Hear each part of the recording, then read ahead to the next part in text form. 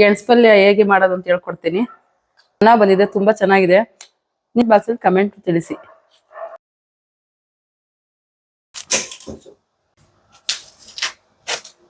ಈ ತರ ಸಿಪ್ಪೆಲ್ಲ ಬರುತ್ತೆ, ಇದು ಕ್ಲೀನ್ ಮಾಡ್ಕೊಬೇಕು, ತಕ್ಕೊಬೇಕು. ಇದೆಲ್ಲ ಈ ತರ ಬರ್ತದೆ. ಸಣ್ಣ ಸಣ್ಣ ಕಟ್ ಮಾಡ್ಕೊಂಡು ಪಲ್ಯ ತರ ಮಾಡ್ಕೊಂಡು ಚಪಾತಿ ಈ ರೊಟ್ಟಿ ಜೊತೆಗೆ ತಿನ್ಬೋದು. ತುಂಬಾ ಚೆನ್ನಾಗಿರುತ್ತೆ. ಅದಕ್ಕೆ ಸಣ್ಣ ಸಣ್ಣ ಕಟ್ ಮಾಡ್ಕೊತಾ ಇದೀನಿ ನಾನು. ಕಟ್ ಮಾಡ್ಕೊಂಡಾದ್ಮೇಲೆ ಒಂದ್ 2 ಸಲ ತೊಳ್ಕೊಂಡಿದ್ದೀವಿ. ನೀರ್ ಹಾಕಿ ಒಂದ್ 2 ಸಲ 3 ಸಲ ಕೂಗಿಸ್ಕೊಳೋಣ. ಗೆಣಸಿನ ನೀರು ಸ್ವಲ್ಪ ಜಾಸ್ತಿ ಇಟ್ಕೊಳ್ಳಿ, ಯಾಕಂದ್ರೆ ಅದ್ ಬೆಂದಾದ್ಮೇಲೆ ಆ ನೀರ್ನ ಉಪ್ಪು ಹಾಕಿರ್ತೀವಲ್ಲ, ಅದ್ರ ನೀರ್ ಕುಡಿದ್ರೆ ತುಂಬಾ ಒಳ್ಳೇದು.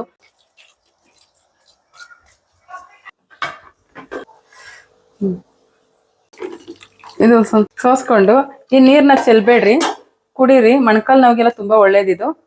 ಇವಾಗ ಒಗ್ಗರಣೆ ಹಾಕೋಣ. ಸಾಸಿವೆ, ಒಂದ್ ಸ್ವಲ್ಪ ಎಣ್ಣೆ, ಸ್ವಲ್ಪ ಕಡಲೆಬೇಳೆ ಫ್ರೈ ಮಾಡ್ಕೊಳ್ಳೋಣ. ಕರಿಬೇವಿನ ಸೊಪ್ಪು, ಈರುಳ್ಳಿ, ಹಸಿಮೆಣಸಿನಕಾಯಿ ಒಂದು 4.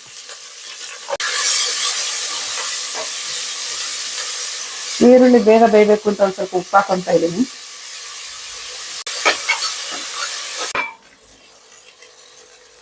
ಗೆಣಸು ಹಾಕೋಣ. ಇವಾಗ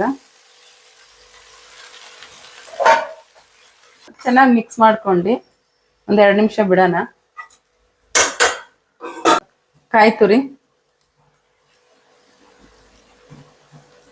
ನಿಮ್ಗೆ ಎಷ್ಟು ಬೇಕೋ ಅಷ್ಟು ಹಾಕೊಳ್ಳಿ. ಒಂದು ಸ್ವಲ್ಪ ಕೊತ್ತಂಬರಿ ಸೊಪ್ಪು ಲಾಸ್ಟಲ್ಲಿ. ಎಲ್ಲ ಮಿಕ್ಸ್ ಮಾಡ್ಕೊಳ್ಳಿ. ಎಲ್ಲ ಮಿಕ್ಸ್ ಮಾಡ್ಕೊಂಡ್ರೆ ನೋಡ್ರಿ ಈ ತರ ಬರುತ್ತೆ. ಇದು ತುಂಬಾ ಚೆನ್ನಾಗಿರುತ್ತೆ. ಚಪಾತಿಗೆ, ರೊಟ್ಟಿಗೆ ಎಲ್ಲ ಈ ತರ ಮಾಡ್ಕೊಂಡು ತಿಂದ್ರೆ ತುಂಬಾ ಚೆನ್ನಾಗಿರುತ್ತೆ.